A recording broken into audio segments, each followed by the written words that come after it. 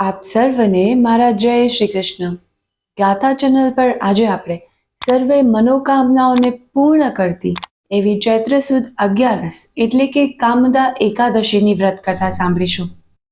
કામદા એકાદશીના વ્રત ફળ માટે એવું કહેવાય છે કે શ્રદ્ધાપૂર્વક જે વ્રતી આ કામદા એકાદશીનું વ્રત કરે છે તે ભાવિકના સર્વે મનોરથો સિદ્ધ થાય છે.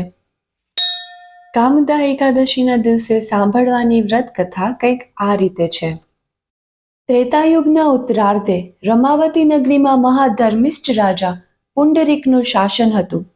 એક દિવસ સ્વર્ગમાંથી લલિત નામનો એક ગાંધર્વ પોતાની પત્ની લલિતા સાથે રાજસભામાં આવ્યો અને રાજાની આજ્ઞા લઈ બંને નૃત્ય ગીતથી રાજાને રીઝવવા લાગ્યા.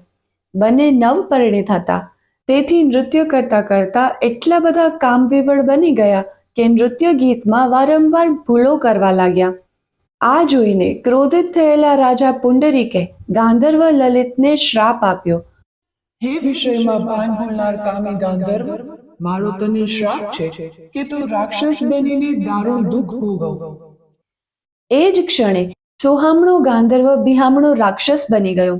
એનું ભયંકર રૂપ જોઈ એની પત્ની લલિતા પણ થરથરવા લાગી, પરંતુ પતિ પર અતિશય પ્રેમ હોવાના લીધે એણે પતિનો સાથ ન છોડ્યો અને પતિની પાછળ પાછળ ભટકવા લાગી.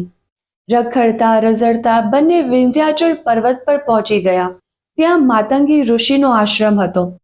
લલિતા તો તત્કાળ ઋષિના ચરણોમાં પડીને રુદન કરવા લાગી. દયાળુ ઋષિને દયા આવી ગઈ. એમણે પૂછ્યું, હે દેવી, તું કોણ છે? આ રાક્ષસ સાથે શા માટે ભટકે છે?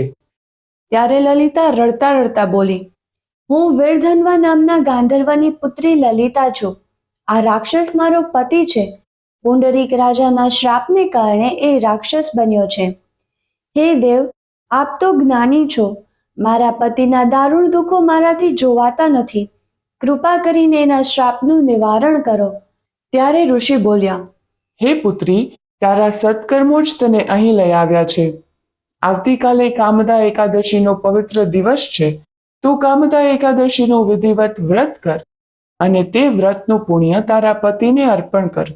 આ મહાવ્રતના મહાફળના પ્રભાવે તારો પતિ તત્કાળ શ્રાપ મુક્ત થશે. ઋષિને સાષ્ટાંગ પ્રણામ કરીને લલિતાએ હાથમાં જળ લઈ કામદા એકાદશીનું વ્રત કરવાનો સંકલ્પ કર્યો. બીજા દિવસે જ ચૈત્ર સુદ 11 હતી. લલિતાએ વિધિવત વ્રત કરી એનું પુણ્ય પોતાના પતિને અર્પણ કર્યું.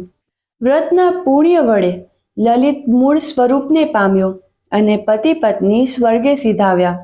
બોલીએ શ્રી કૃષ્ણ કનૈયા લાલ કી જય. હે મનમોહન, હે રાધા સ્વામી, હે ગોવિંદ ગોપાલ, તમે જ સંહારક છો અને તારક છો.